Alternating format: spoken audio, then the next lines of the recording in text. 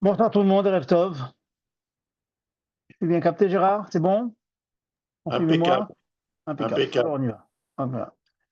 Alors écoutez, on va dire quelques mots comme d'habitude de Chizouk. Dans le Divrei Torah, c'est le mot de nos Chachamim, Divrei Torah, by Chizouk.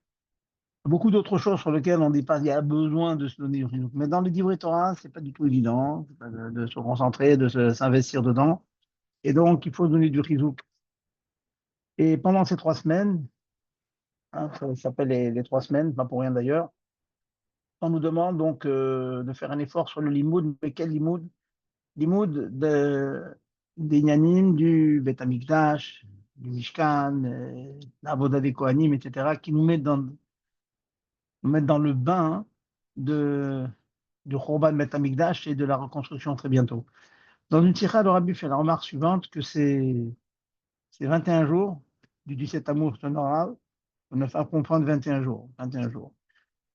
Mais le Minag Israël, et Minag Israël Toraï nous dit c'est les Shlosha Shavuot, comme ça on dit. C'est jamais pour rien. Rien qu'est au hasard. Si le Minag Israël s'est instauré dans les 3 semaines, c'est que le chiffre 3, hein, il vient nous enseigner quelque chose ici. Ces fameuses 3 semaines. C'est quoi 3 semaines? Pourquoi 3? Dans une tirade, le Rabbi base son exposé sur le fait que on sait que Enra, il y aurait de mille mal. Il n'y a pas de négatif, de mauvais qui descend du ciel. Si c'est mauvais, c'est seulement à nos yeux, malheureusement. Malheureusement, c'est à nos yeux. Mais au fond, si on s'approfondit, on sait, les tzaddik nous ont dit, même les choses qui nous paraissaient plus terribles, un jour on saura que c'était aussi de bien. Et donc, ces 3 semaines qui sont vraiment des semaines tristes, hein, 17 Tammuz, début de la destruction, le Tamidage, tellement de mauvaises nouvelles pendant ce jour-là. Donc, c'est des jours tristes. Mais dedans, il y a un remède, il y a une allusion qu'au-delà de la tristesse, eh ben, il y a aussi de la simcha. Dans les 3 semaines, il y a trois, c'est la construction du Beth Amikdash. Et quand on étudie précisément, eh bien, on sait que puisque nous n'avons plus le Beth Amikdash, que nous reste-t-il? Il nous reste les Arba Amot de la Torah, il nous reste les 4 coudées de la Torah, donc l'étude de la Torah, que j'invite tout à chacun à faire, hein. Regardez ceux qui sont abonnés au Zohar Malachut en français, celui de la semaine dernière. Il y a plusieurs pages précisément sur le Binyan Beth Amikdash. C'est pas difficile à lire. Hein, vous pouvez mettre le feuilleter ou l'étudier plus profondément, mais ça nous met dans le bain et ça nous montre que oui, c'est possible. C'est possible. Alors qu'il y a quelques années, on était tellement loin de tout cela. Maintenant, on voit avec les événements, tout le bouillonnement qui se passe dans le monde nous montre que quelque chose se prépare et donc préparons-nous donc à bientôt voir le Beth Amikdash. Bien que ça nous paraît comme un petit peu, je parle pour moi en tout cas, comme un espèce de conte de fées.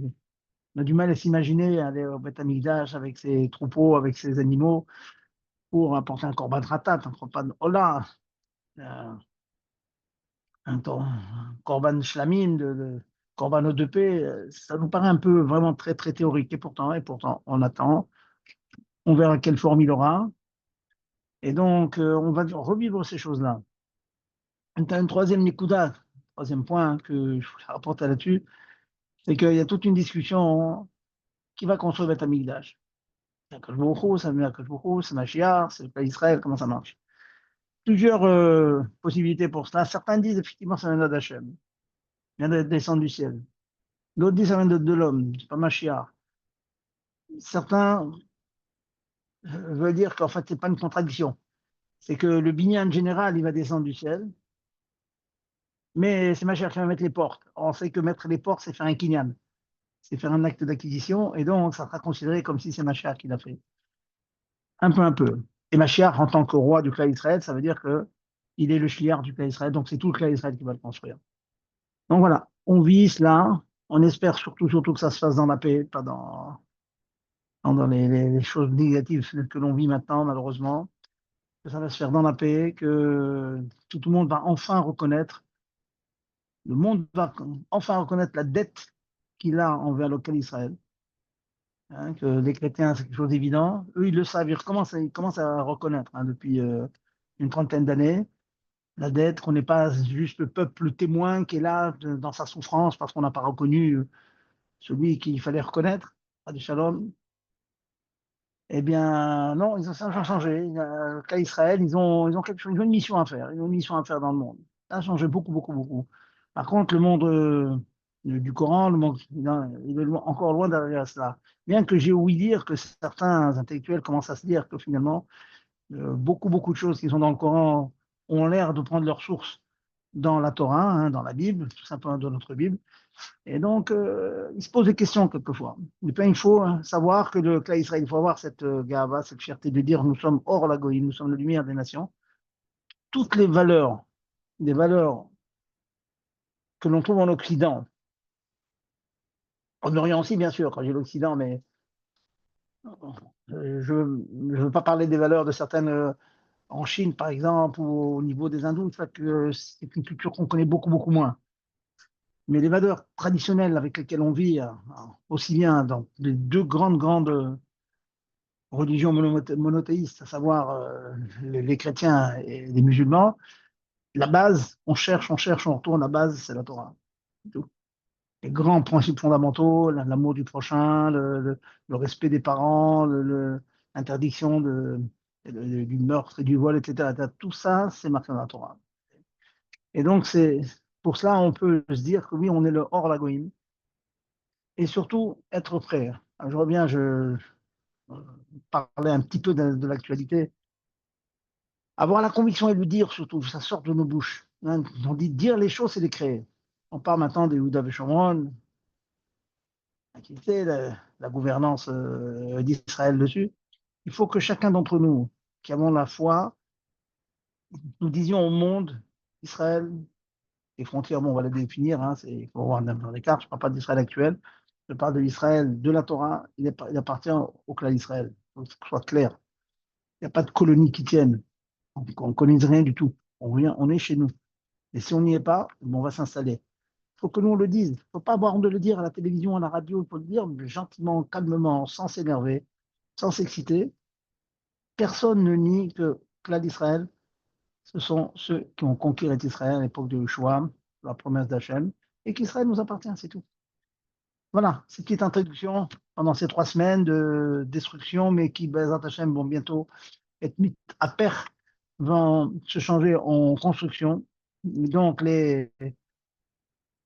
sur Shavuot, ces 3 semaines vont être le remèze des 3 Beth Amikdashot. Le premier a été détruit à cause de l'Avodazara, le deuxième qui a été détruit à cause de la Sinatrinam, la haine gratuite.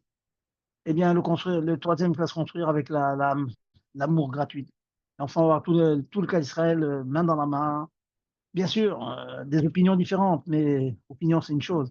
Mais la direction, elle est claire, c'est la direction de la Torah. C'est tout. Voilà donc les mots avec lesquels je vais commencer le cours donc, de ce soir. Avant donc de venir à nos halachot, et n'oubliez pas, hein, les arba mots de la Torah, c'est ça le Bet Amikdash. Notre Bet Amikdash, ce sont les 4 coudées de la halacha, que je vous fais bien sûr toujours très très brièvement. Hein, il faudrait faire ça beaucoup plus Beyoun, mais au Hachem, on a le mérite de le faire au collège, le Beyoun. Et donc, je vous distille ensuite ça, Bekitsour, en résumé. Donc, la semaine passée, on a longuement parlé du concept de Khatitsa. Euh, Entre l'habit du Cohen et sa chair, entre les tefilines et le corps de l'homme, il ne doit pas y avoir d'écran. Entre une femme qui va au mikvé, l'eau du mikvé et le corps, il ne doit pas y avoir de khatita. J'ai longuement parlé de ça la semaine dernière, avec beaucoup de détails, avec toutes les questions qu'on a soulevées, et tous les cas où il y a des pansements, etc., des, des pansements dans les dents, etc., comment est-ce que l'on fait? Je ne reviens pas là-dessus, je reviens pas donc dessus le.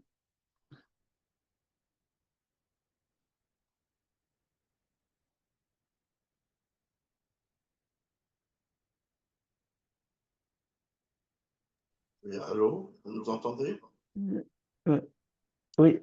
Voilà. Vous m'entendez là? Voilà. Très bien, Allô? Oui. très bien. Non, je me suis tué parce qu'il y avait un coup de fil. Et j'ai eu peur que ça coupe. Alors voilà. C'est bon là? Oui. peux continuer? Très bien. Alors, je continue. Donc, aujourd'hui, écoutez, j'ai eu quelques questions à ce sujet, donc ça m'a donné le réchec de l'envie donc de revenir sur une mlacha.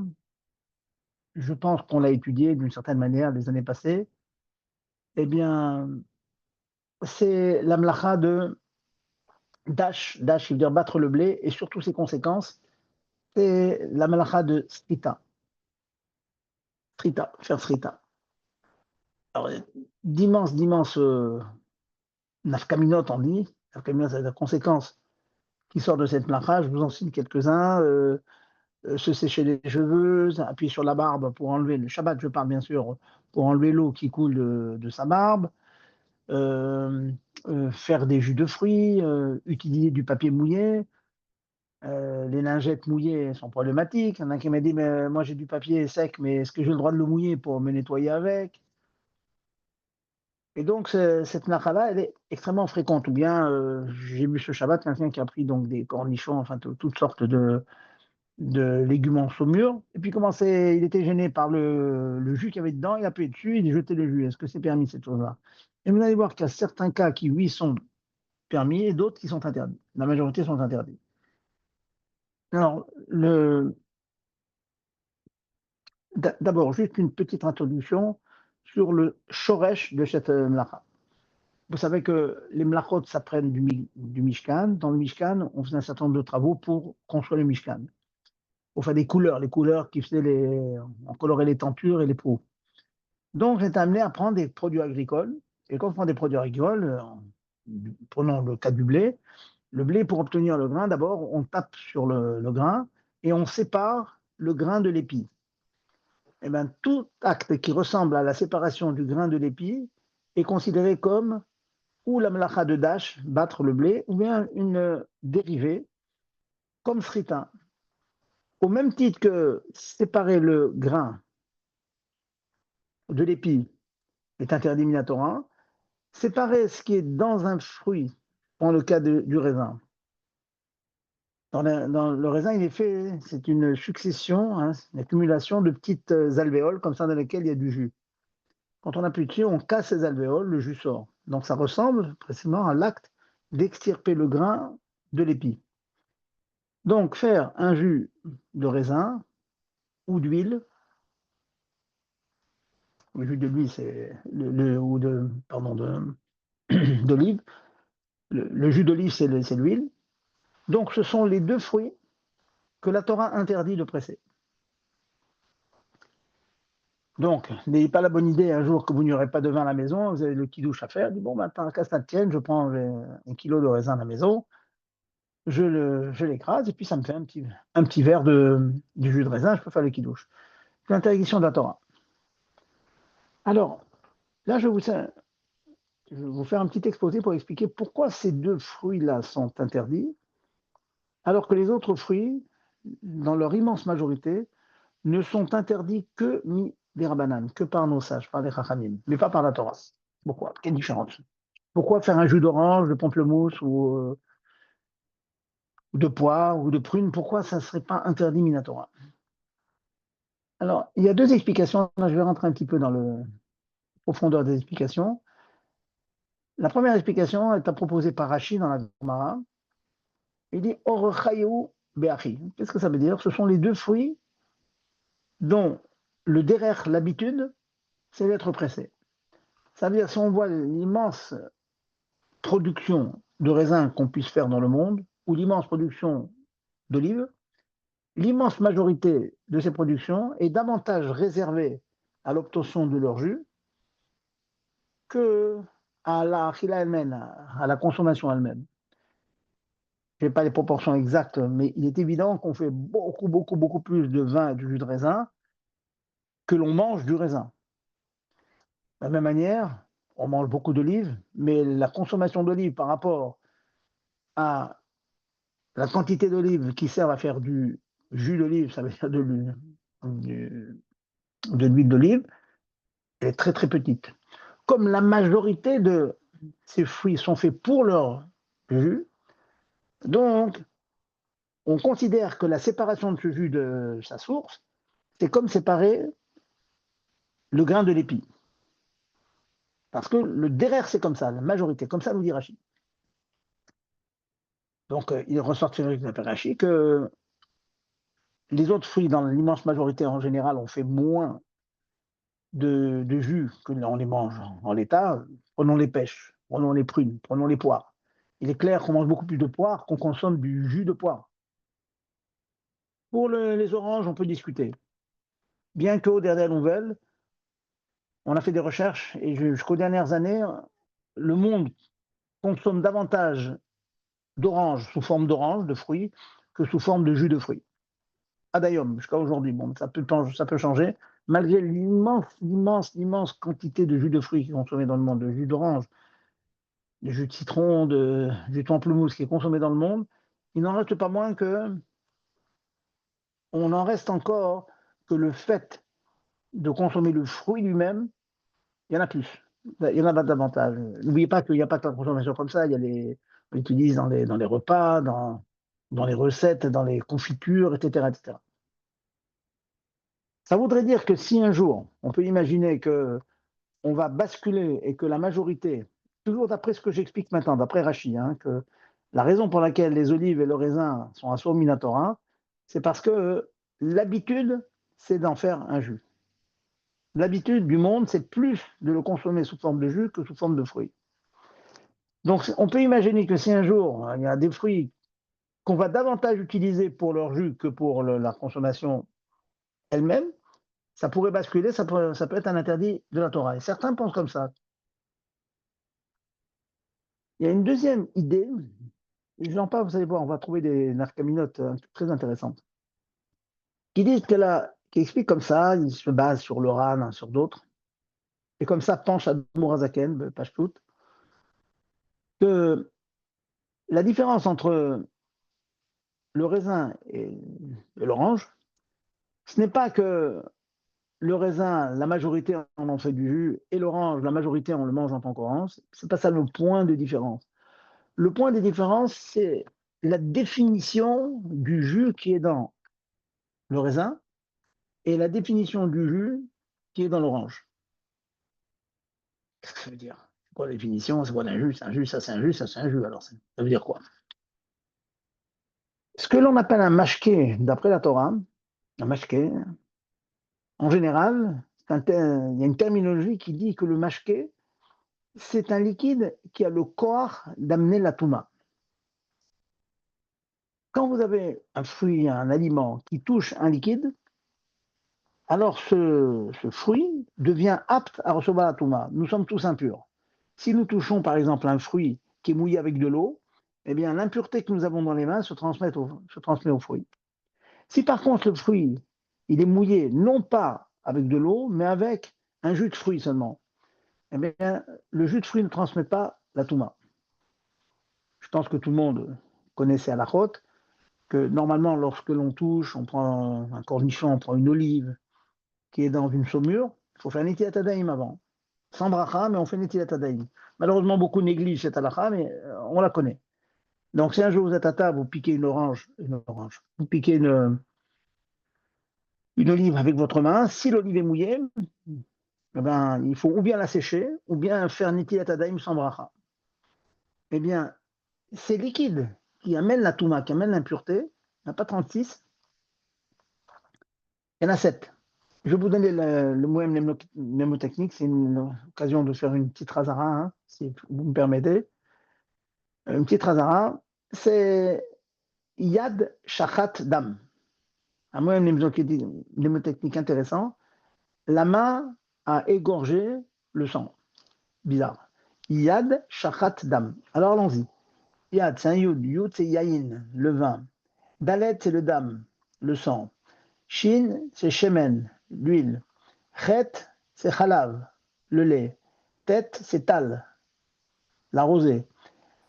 Dalet, c'est Dvash, c'est le miel. Et même, c'est Maïm. Donc, le vin, ce qui nous intéresse surtout, c'est le vin, l'huile, le lait, l'eau et le miel. Tout ça, ce sont des liquides que s'ils touchent un aliment, cet aliment est apte à devenir tamé. Et c'est ça que la Torah appelle un mashké. Et là, vous avez le stod, le secret de cette fameuse halakha que presser une orange, la Torah n'interdit pas. Par contre, presser un raisin, la Torah l'interdit. Quoi la différence? C'est que le raisin, il est plein d'un liquide qui rentre dans la catégorie de Yad Shachadam. Le liquide qu'il y a dans l'olive, le liquide qu'il y a dans le raisin, c'est un liquide que s'il touche un aliment, il le rend apte à devenir tamé. Je ne dis pas qu'il le rend tamé, il le rend apte. Ça veut dire si une touma le touche, si un homme touche du pain, n'importe quoi, un aliment, mais qui est mouillé avec ces éléments-là, que je viens de citer, ça devient tamé. Donc, extirper ce jus de l'olive ou du raisin, c'est interdit minatora, parce que ce qu'on extirpe, c'est ce qu'on appelle un mashké qui a le corps, la force d'amener la touba. C'est un peu complexe, mais c'est bien de comprendre ça. Par contre, un jus de pamplemousse, un jus d'orange, un jus de mandarine, tout cela, ce sont des jus de fruits. Eh bien, ce sont des liquides, on est d'accord, on a soif, on pourrait boire et calmer sa soif comme cela. Eh bien, ils n'ont pas la force de rendre un aliment qui va être mouillé par ces liquides, de rendre cet aliment apte à recevoir la touma, avec Mikabel Touma. Donc, si vous prenez un melon, une pastèque, etc., il n'y a aucun problème de couper la pastèque, d'avoir les mains toutes mouillées avec le jus de pastèque ou de melon, aucun problème. Si par contre, ce pastèque ou ce melon, vous le passez sous l'eau du robinet parce qu'il est un peu sale, etc., là, vous êtes obligé de faire un étilat à l'anime avant. Et cela, d'après tous ces poskim dont je vous parle, l'oran, etc., il y a un Prim Gadim qui explique comme cela, c'est ça la différence entre l'orange et le raisin et l'olive. Eh bien, c'est intéressant de savoir que je vais vous donner d'après ces explications, quelques halakhot qui ressortent du fait que ce soit un son minatora ou un son midirabanan. Écoutez bien. Encore une fois, je profite de ces cours-là pour faire des révisions sur diverses halakhot qui sont très très souvent demandées. Pour un malade, il est permis de faire un issour des rabanan béchinouille. Je vous ai souvent dit cette halakha, par exemple, une personne est alitée, un enfant, ou une personne est alitée, il est malade, sans sakana bien sûr, il est alité, il a une grosse grippe, on a le droit de faire un issour des rabanan béchinouille. Ça veut dire, par exemple, on peut aller chez le pharmacien, porter dans la rue, dans l'immense majorité des rues, c'est un issour des rabanan, parce que c'est carmélite, sauf dans les endroits où il y a beaucoup de monde, comme Manhattan, les Champs-Élysées, etc. Donc, on a le droit d'aller à la pharmacie, prendre un médicament, le mettre sous le chapeau. Donc, je fais un issour des rabanan de porter dans le carmélite avec un chinois dans le chapeau, ou dans les chaussettes, ou ailleurs. C'est permis. Parce que je fais qu'un issour des rabanan. Donc, intéressant, quelqu'un m'a dit, voilà, j'ai un enfant, le médecin m'a dit qu'il lui faut un grand verre de jus d'orange tous les jours frais. Parce que dans l'heure qui suit, toutes les vitamines, ou un certain nombre de vitamines s'en vont. Je ne connais pas toute la technique de cela, mais paraît-il que lorsque on prend certains jus, il y a certaines vitamines qui sont dedans que dans l'heure qui suit le moment où on les a frités, où on les a essorés. Donc d'après cela, on aurait le droit pendant Shabbat, très intéressant quand même, de faire, si on a un enfant malade ou une personne qui est malade et qui vraiment, c'est indiqué pour lui de prendre un jus d'orange frais, de donc faire ce jus d'orange sur place, avec un chinouille. Avec un chinouille, bon, on peut imaginer, on va l'écraser avec le poing, il faut trouver un système pour le faire avec un chinouille. Et les poskim me disent que si c'est impossible de le faire avec un chinouille, on peut le faire le Issour de Rabbanan directement. Donc voilà, ça vous donne une première conséquence de ce que je suis en train d'expliquer, que les autres fruits que le raisin et les olives, le fait de les presser, c'est un Issour seulement Midarabanan. Donc ça sera, dans certains cas, permis de les presser pour un malade. Deuxième conséquence aussi, vous connaissez ce fameux principe que je vous ai dit et répété à de très nombreuses reprises, le fameux principe de Shvut, des Shvut, les Tzorech Mitzvah. Demander à un non-juif de faire un Issour des Rabbanan pour une mitzvah. Si j'ai une femme de ménage à la maison, plutôt que moi m'éreinter à essayer de faire un jus de fruits pour le malade, on peut demander à la femme de ménage de faire normalement un jus d'orange ou un jus de citron, jus d'orange, jus de pamplemousse. Pour nous, c'est un issour des rabanan. Donc, je demande à un non-juif de faire un issour des rabanan. C'est ce que nous avons appelé à de nombreuses reprises shvout des shvout, des rabanan sur des rabanan. Pour les besoins du mitzvah, si un jour il n'y a que ça à boire, etc., un Shabbat, un Yom Tov, on pourrait demander donc à un non-juif de le faire. Vous voyez, c'est quand même intéressant de connaître ces petites finesses. Quels sont les Issourim qui sont de nos Haramim et quels sont les Issourim qui sont Minatora. D'autres conséquences. Encore une fois, c'est une occasion pour moi de vous rappeler certains principes qu'on a établis. Si par mégarde, on a fait un Issour pendant Shabbat, si le Issour qu'on a fait par mégarde, allumer une bougie ou un Issour Torah, il est interdit de profiter de ce Issour. C'est connu cette chose-là. Personne qui a cuit quelque chose Shabbat par inadvertance ne peut pas le manger. Quelqu'un par inadvertance, le kumkum avait été plein d'eau froide. Par inadvertance, quelqu'un il a branché le kumkum pendant Shabbat. Donc l'eau a bouilli. Il a cuit l'eau. On ne peut pas prendre cette eau. Et ainsi de suite. Par contre, si une personne par mégarde a fait un issour des rabanan, nous avions dit à d'autres occasions que si un juif a fait un issour des rabanan, on est équil, on permet un allègement qui nous permet donc de profiter de cette chose. Donc une personne qui ne connaissait pas sa halachot, on peut imaginer quelqu'un il a dit à un enfant, l'enfant il a besoin de son jus d'orange, et la maman est venue, on va dire la mamie, voilà, la grand-mère elle est venue, elle connaît pas bien toute sa halachot, le bébé il a besoin, bon elle a pris l'orange, elle a pressé. Donc la mamie en question, elle n'aura fait qu'un issour des rabanan. Dans la mesure où on n'a fait qu'un issour des rabanan, on peut profiter de cette chose, donc on peut donner cette chose-là à l'enfant. Euh, vous, voilà pour mémoire, je vous ajoute des halachot pas très fréquentes, mais bon, c'est une manière de réviser un petit peu toutes ces choses qu'on a distillées ces dernières années. Euh, Prendre un raisin ou une olive et le mettre dans la bouche, la sucer, extirper le jus qu'il y a dedans, ça peut être interprété comme manger finalement. Je ne suis pas en train de presser, vraiment. Avec le bout de la bouche, voilà, j'appuie un petit peu dessus pour prendre le jus. Quand le fruit en question duquel je suis en train de sucer le jus, c'est un fruit comme le raisin qui est interdit minatora de presser, je n'ai pas le droit de le faire, de sortir avec la bouche. Limtsot, mitita, ça s'appelle en hébreu. Limtsot, péri. Par contre, un pamplemousse, une orange, vous pouvez prendre une orange et commencer euh, à tirer le jus vers vous, c'est-à-dire en fait à presser avec la bouche l'orange, tout simplement parce que comme c'est un issour des rabanan seulement, on n'a pas craint qu'on soit amené vraiment à le presser. Donc, ça veut, en deux mots pour résumer, le metitzat anavim, hein, donc sucer des raisins, non, mais sucer une orange ou un pamplemousse, oui. Voilà. Et puis, aussi une erreur très importante, c'est déjà un deuxième volet. Et puis, je vais écouter vos questions, c'est peut-être que vous avez des questions. Deuxième volet, c'est,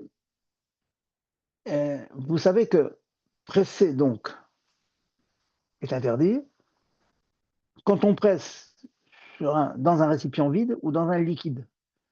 Parce on a un solide devant nous, le raisin, et on obtient un liquide au bout du compte.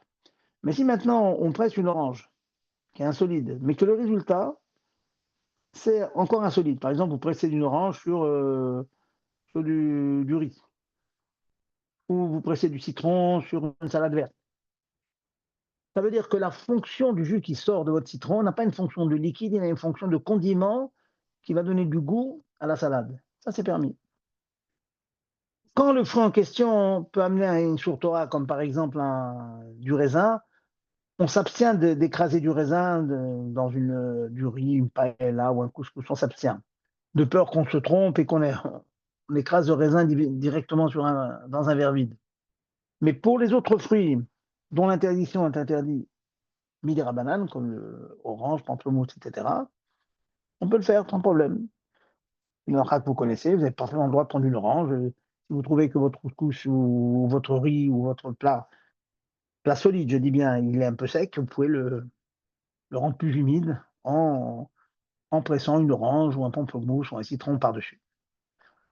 Voilà. Avant de passer à un autre registre, je vais attendre vos questions. Y a-t-il des questions?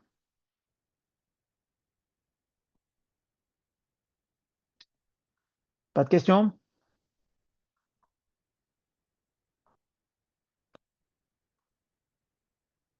Gérard? Pas de questions, je continue? On peut On continuer. m'entend? On peut On peut continuer, pas de questions? On peut continuer. OK.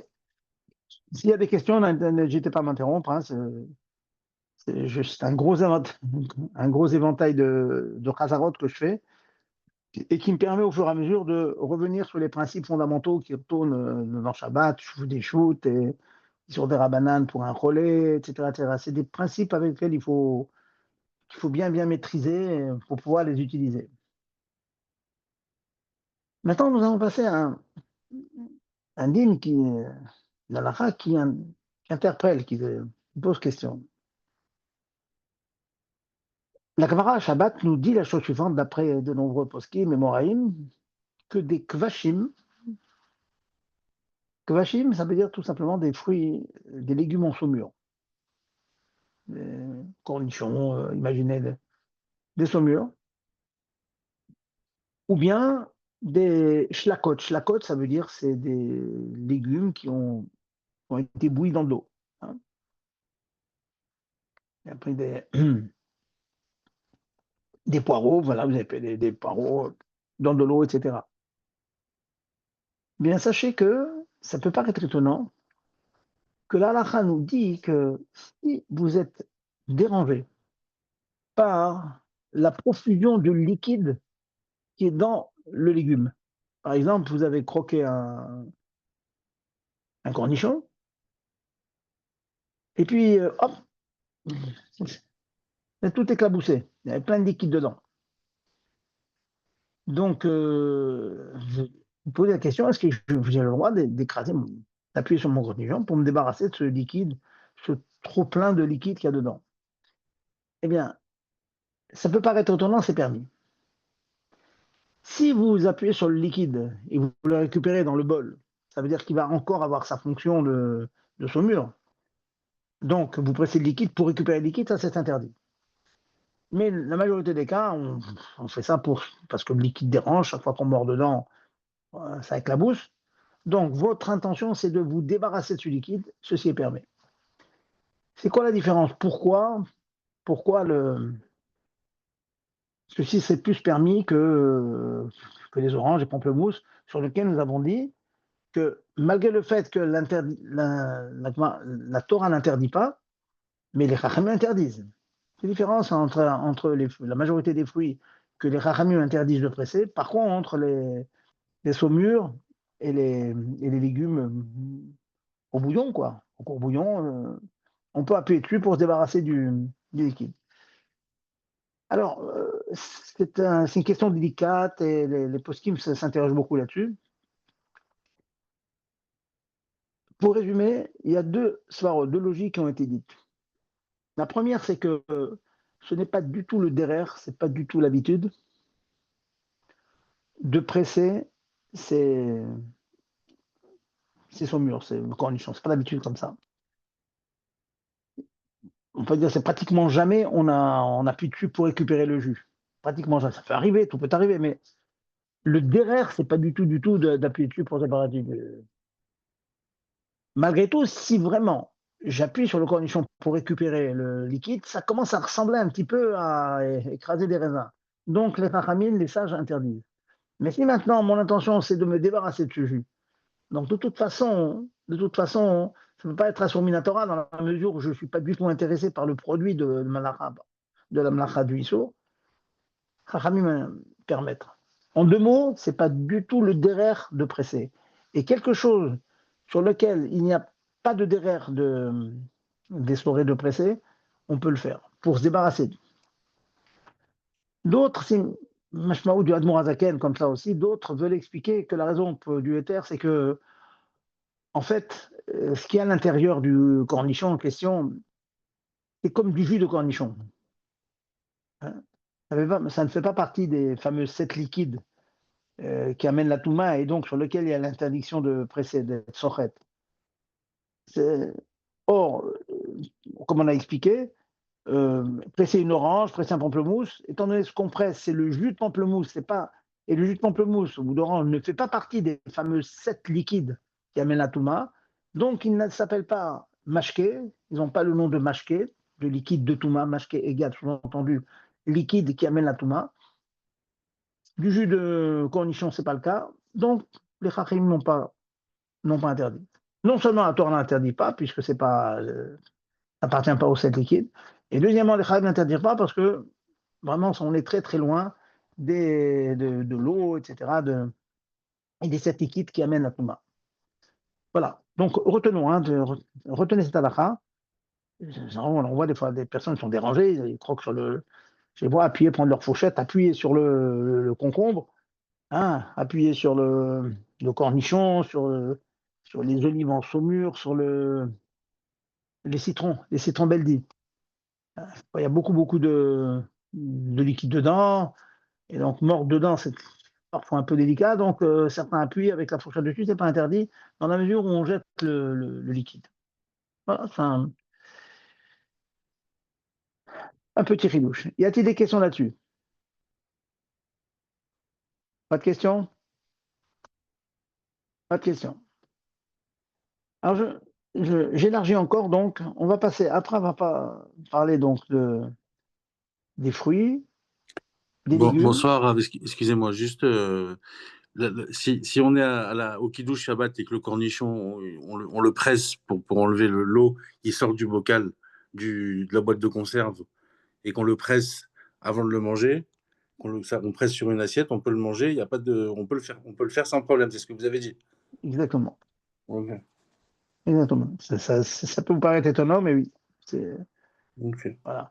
Si maintenant vous faites ça pour récupérer l'eau, non, c'est interdit. Mais en général, on fait pour croquer dans le cornichon et ne pas être éclaboussé. C'est parfaitement permis, oui. Ok, merci. Voilà. Alors maintenant, après, donc, on a parlé des fruits, on a parlé des légumes. Maintenant, on va parler des habits. On va parler des. Bon, d'abord, rapidement, avant les habits, il y a les cheveux et la barbe. Hmm. Les cheveux et la barbe, c'est pas interdit Minatora, c'est interdit Midarabanan. Pourquoi pas Minatora? Parce qu'en fait, l'humidité qu'il y a dans les cheveux et sur la barbe, elle ne rentre pas dans le cheveu. Elle est entre les cheveux, en quelque sorte. Donc, c'est pas vraiment ressemblant à la vraie srita, mais certainement on interdit. Donc, prendre une serviette comme certains font et appuyer très fortement sur leur barbe ou leurs cheveux, frotte, c'est interdit pendant le Shabbat. Il faut attendre. Ce qu'on peut faire, bien sûr, pour ceux qui m'ont migvé, mettre une serviette délicatement sur le crâne, de telle sorte que la serviette, elle va prendre la partie superficielle de l'eau qui est sur les cheveux, mais qu'elle ne va pas extirper la partie qui est dans les cheveux vraiment, sur le crâne. Mais frotter ou appuyer comme certains font, hein, comme on fait dans la semaine, on appuie comme ça sur la barre pour enlever tout le liquide qu'il y a dedans, ça c'est interdit pendant le Shabbat. Et maintenant, quatrième étape, donc après fruits, légumes et les cheveux, on arrive au bégadim, on arrive aux vêtements. Est-ce que presser un vêtement, c'est assourd ou pas? D'après l'immense majorité des poskim, presser un vêtement, bien sûr, à l'image de presser un fruit. Ça veut dire presser un vêtement dans le but de récupérer le liquide qui est dans le vêtement. Je parle de ça. Si je presse le vêtement, mais je n'ai aucun profit du liquide, ça peut être interdit midera banane, mais jamais minatora.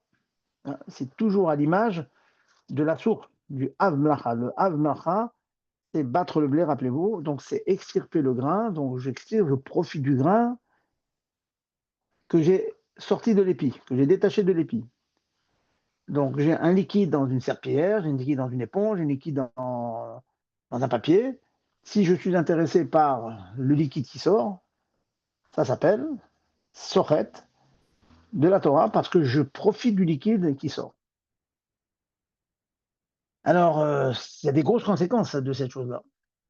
La première conséquence, si vous avez une éponge mouillée et vous nettoyez la table avec une éponge mouillée,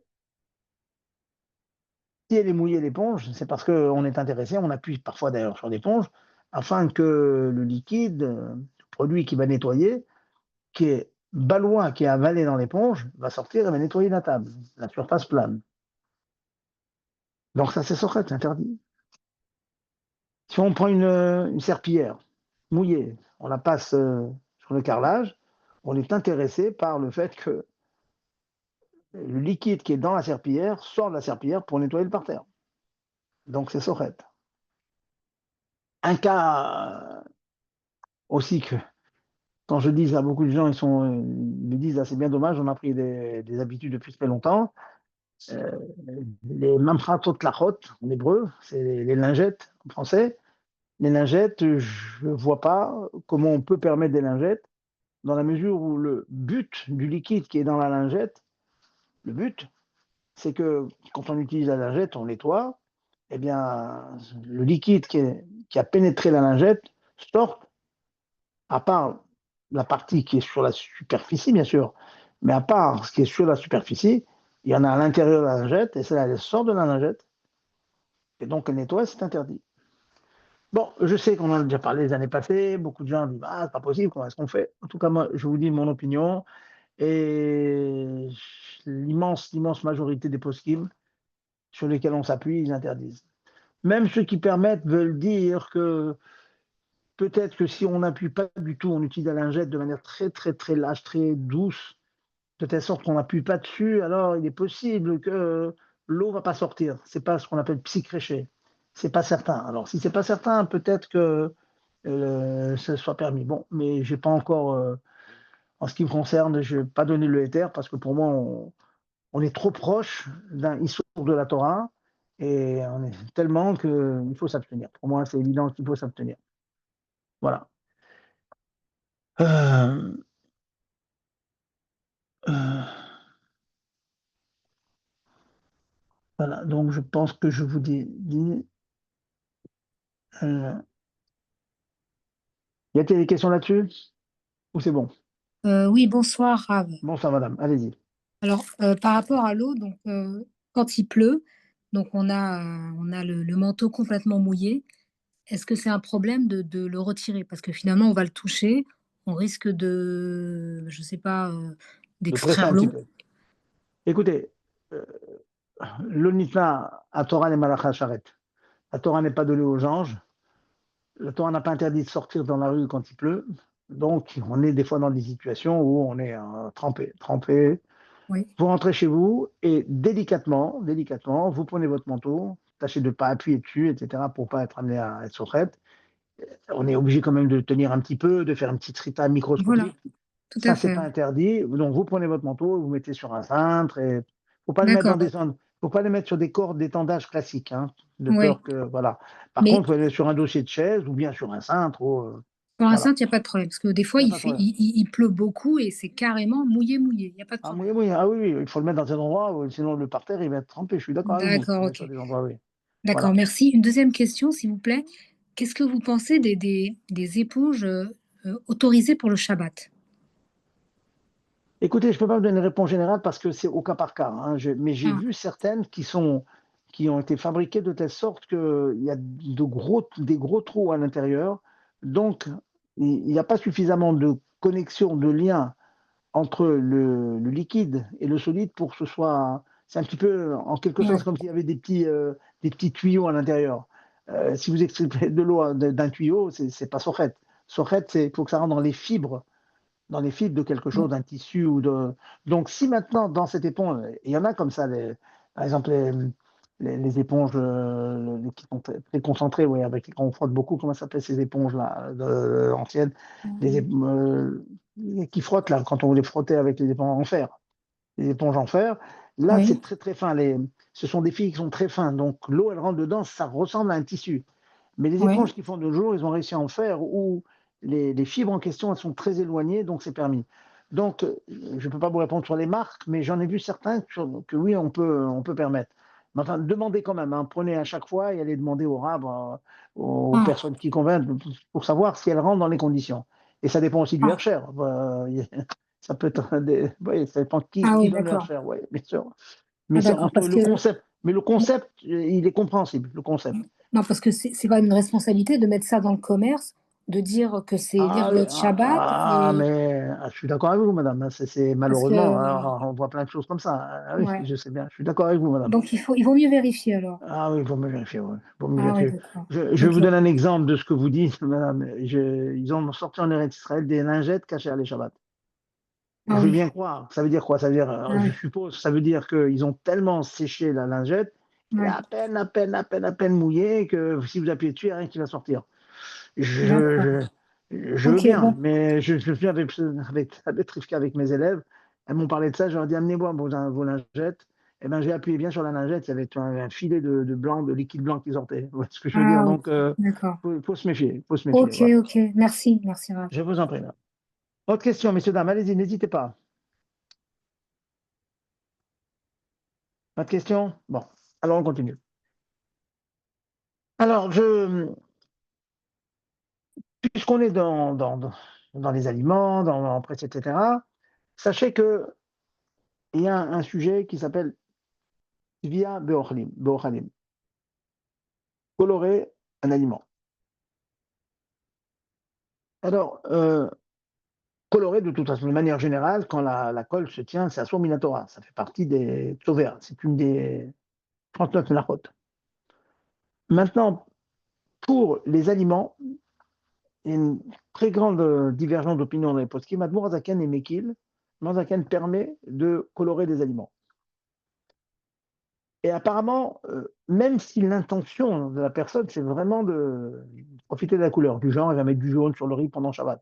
Il y a du riz blanc, elle va mettre quelque chose pour donner la couleur. Même que l'intention, c'est de mettre la couleur. Pourquoi tout simplement, étant donné que c'est fait de façon pour être consommé tout immédiatement, c'est pas du tout mitkayen, ça ne vient pas, et ce que la Torah interdit, c'est la peinture des maisons, des vêtements qui vont rester très longtemps, dont on va profiter de la couleur assez longtemps. Maintenant, certains font la différence suivante, disent que ça dépend. Si on met l'élément qui colore, mais sans intention, c'est permis. Mais si on a l'intention de colorer, c'est interdit. Par exemple, une personne qui va mettre de la menthe dans de l'eau, va mettre la menthe dans de l'eau, s'il est intéressé par le fait que l'eau est verte, c'est problématique. Mais s'il la met de toute façon parce qu'il veut boire de la menthe, peu importe la couleur, c'est permis. Il y a toutes sortes. J'ai bien commencé en disant qu'Admour Adaken, il permet tout ça. Bon, la Mishnah Bora dit celui qui veut être marmire, ce qu'il peut faire, c'est commencer par mettre la menthe dans le verre et ensuite diluer tout ça dans de l'eau. Ce qui fait qu'on va considérer non pas que la menthe va colorer l'eau, mais au contraire que l'eau que j'ajoute dans la menthe, elle va éclaircir la couleur verte de la menthe. Comme ça, il dit. Donc, tu mets la menthe d'abord, l'élément qui colore, ensuite l'eau. Sachant encore une fois que pour Admor Azaken, tout cela est permis. Donc, du café, du thé, tout ça, la grenadine et tout ça, mi-caradine, il n'y a pas de problème. Euh, Encore un petit détail sur tout cela. Est-ce que les Harim ont interdit un jus qui se serait fait de lui-même? Qu'est-ce que ça veut dire? Vous faites une salade de fruits, coupez un tas de fruits, puis si vous faites des grosses quantités, une grande famille, ou bien pour une choule, etc., il se trouve que dans les récipients, les fruits sont tellement écrasés, finalement, au fond du récipient, il y aurait une belle quantité de jus de fruits qu'on récupère et qu'on boit. Eh bien, sachez que, de manière générale, on permet cette chose-là. Mashke, chez Bamiatzmo, qui est venu de lui-même, s'est fait de lui-même, on n'a pas écrasé, il s'est fait de lui-même, on permet. On a l'habitude d'être martyr si ce n'était qu'un jus de raisin, parce que faire un jus de raisin, c'est interdit minatora. Bon, moi, en général, quand on fait une salade de fruits, il y a peut-être quelques raisins, mais il y a beaucoup d'autres fruits. L'immense majorité, ce sont d'autres fruits. Donc, si au fond de votre ustensile, de votre cuvette, vous avez un jus qui s'est fait de lui-même, par écrasement des fruits, sous leur poids, etc., vous avez le droit d'en profiter. Euh, pour conclure cette marcha, elle est très vaste, on peut beaucoup en parler, là vraiment je vous apporte l'essentiel. des halachot qui nous concernent, qu'est-ce qu'on a le droit de, quand on peut pas, etc. Il y a une tolda, un dérivé de la mlacha de Dash, donc battre le blé. Parmi les dérivés, on a cité essorer un linge, écraser un fruit, faire un jeu de fruits. Eh bien, nos chachamim nous disent que le fait d'extraire du lait du pis de la vache, hein, eh bien, ça s'appelle chaliva en hébreu, hein, eh bien, la chaliva, elle est interdite min Torah. Pourquoi? Parce que le lait dans le pis de la vache, il est dans des petites alvéoles, à l'image des petits alvéoles du grain, du grain de raisin. Et donc, quand on appuie dessus, bon, bah, le lait se détache de l'alvéole dans lequel il a poussé. Donc, ceci ressemble, c'est une tolda, c'est une dérivée, c'est pas la mlacha vraiment de Dash, c'est une tolda, mais ça ressemble suffisamment donc à la mlacha pour être assour minatora. Donc, tirer le lait, Shabbat, c'est interdit minatora. Pour mémoire, je ne vous cache pas qu'il y en a 100, 120 ans en Eretz Israël, c'était un très gros problème parce qu'ils avaient des vaches et ils ne savaient pas trop quoi faire pour récupérer le lait Shabbat. Bien, sachez que pendant des longues périodes, pour soulager la vache qui souffrait, sachez qu'une vache qui n'est pas traite pendant Shabbat, pendant 24 heures, elle souffre. Il y a beaucoup de lait dans l'équivalent pour une isha, une maman aussi. Si elle a besoin de donner son lait et que pour une raison quelconque, elle ne veut pas le donner, ça peut faire des engorgements et des choses graves parfois, hein. Peut-être que les dames sont au courant de ça. Engorgements, les infections, il faut faire des antibiotiques, il faut faire attention, vous voyez. Le fait d'accumuler son lait comme ça, de ne pas le sortir.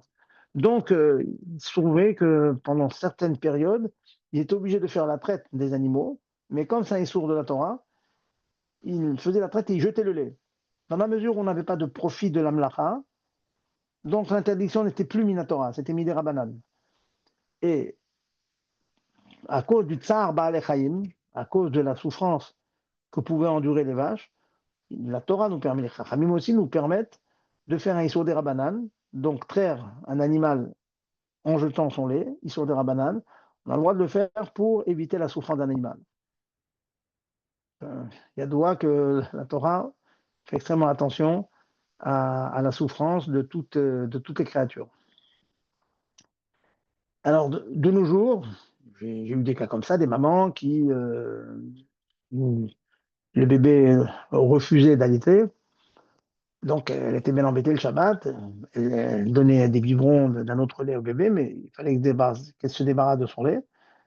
Eh bien, il m'est arrivé de donner la permission à la dame en question de sortir son lait et de le jeter, hein, de sortir, ou à la main, ou avec un tire-lait, mais il fallait absolument que le tire-lait enlevait la petite bouteille qui était au bout, et de telle sorte que le lait se jetait immédiatement.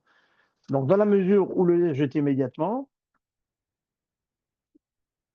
on tombait sur la coupe d'un issour des rabbanan seulement, mais pas un minatora. Hein. Statut, quoi, un statut qui s'interdit, mais pas la Torah. Et donc, c'est un issour des rabbanan. Un issour des rabbanan, pour éviter la souffrance à cette maman, c'était permis. Alors, vous me demandez maintenant, ok, tout ça c'est bien, mais si j'ai besoin, le bébé n'arrive pas à téter, j'ai besoin de lui donner ce lait. Est-ce qu'il y a des solutions?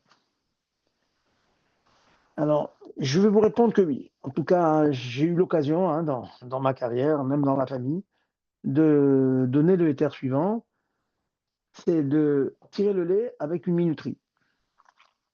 Alors, comment techniquement c'était possible? Peut-être avant d'arriver à cette technique, il y avait aussi une solution, c'est de demander si c'était possible, si on avait une femme de ménage à la maison, demander à la femme de ménage de prendre du tire-lait et d'elle-même de tirer le lait de la maman. Donc c'est un issour Torah, oui, mais fait par une goya, par un non-juif. Donc c'est un issour des rabbanan seulement. Donc faire un issour des rabbanan, même pour récupérer le lait, encore une fois, puisque c'est la goya qui tirait le lait, donc on avait le droit de garder ce lait et le donner au bébé. Intéressant. Premier éther pour récupérer le lait que le bébé ne veut pas téter de lui-même, prendre de lui-même. Solution numéro 1, c'est de demander à une non-juive d'extirper, de sortir le lait de la maman, soit avec un tire-lait mécanique et même avec un tire-lait électrique. Ça appuiera sur les poskim qui diront que c'est un issour des Rabbanan. Et même que c'est un issour Torah, par exemple, c'est moutard, pour donner à manger à un bébé, on a le droit de faire amiral et goy, demander à un goy, parce que donner à manger à un enfant, c'est comme un malade, un cholé. On peut demander à un non-juif de faire un issour Torah. Vous voyez, je vous répète à chaque fois les mêmes principes pour vous habituer donc à les appliquer. Tov, tout ça c'est bien, mais et si maintenant on n'a pas de femme de ménage, ou bien elle est là le matin, elle a dit, mais elle n'est pas toute la journée, ils font encore du lait pour le bébé. Alors nous avions trouvé la solution, c'est de mettre une minuterie. Donc le tire-lait électrique, était branché sur minuterie et la minuterie mettait en marche toutes les heures le tire-lait. On a un exemple, 11h, midi, 1h, 2h, 3h, 4h, toutes les heures, la minuterie mettait en marche la machine, le tire-lait. Et la maman, elle regardait sa montre, 2 minutes avant l'heure où la machine allait se mettre en marche, elle mettait l'appareil sur elle. Mettre l'appareil sur elle, c'est juste toucher l'appareil, c'est permis. Bon. Il y a des raisons, les marteaux, les issours, les bon, des techniques, c'est pas le sujet. En tout cas, prendre l'appareil, le mettre sur elle, c'était permis. Et ensuite, la machine se mettait en marche toute seule. C'est elle qui faisait l'extrait qui extrayait le lait. Et donc, ça marchait quelques minutes, ça remplissait un petit ustensile de lait, et toutes les heures, c'était comme ça. Pourquoi je vous dis qu'elle mettait l'appareil sur elle avant le déclenchement de la machine? Parce que si la machine était déjà déclenchée et que la maman mettait l'appareil sur elle, en fait, c'est elle qui fait l'acte d'extraire son lait. Elle mettait la machine qui faisait l'extrait, qui extrayait le lait, mais c'est elle qui mettait sur elle. Donc c'est la maman qui le faisait. C'est pas bon. Par contre, mettre la machine avant qu'elle se mette en marche et que quelques minutes après, la minuterie la met en marche, la maman ne faisait rien du tout. Et donc, ça marchait. Ça marchait pendant le temps qu'il y a eu besoin et le bébé était nourri comme ça, bon, Hachem. Donc voilà, je vous dis tout cela parce que ce sont des actes qui sont arrivés, ce sont des choses qu'on a eu qu'on a eu l'occasion d'appliquer. C'est bien de connaître, ou pour soi, ou pour des amis qui ont le problème, et malheureusement c'est fréquent, hein, des bébés qui refusent de prendre le lait de leur maman, dire aux mamans qu'il y a des solutions, parce que donner le lait maternel, comme chacun le sait, c'est la meilleure nourriture pour le bébé. Pour conclure, bon, je crois qu'on a dépassé un petit peu le temps, mais pour conclure, toujours quelque chose qui ressemble à faire des jus de fruits, c'est faire fondre de la glace.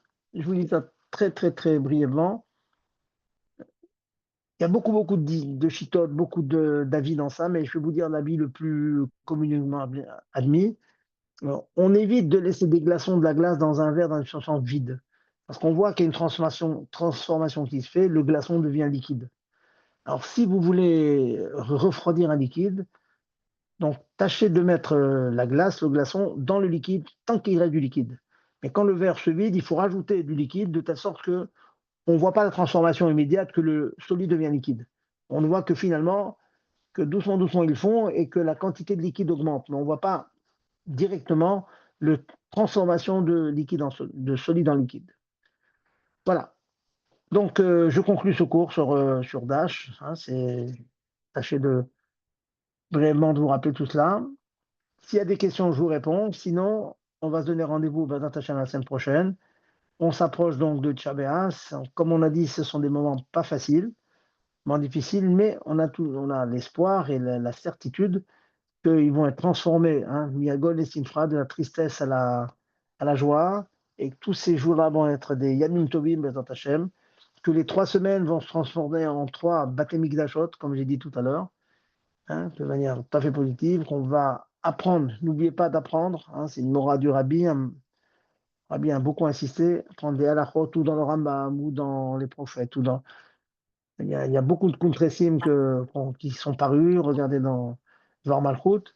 On apprend ces halachot et le fait d'apprendre les halachot du Beth Amikdash, ça s'appelle, al Pitora, ça s'appelle construire le Beth Amikdash. Que nous Ouais. on se retrouve très très bientôt.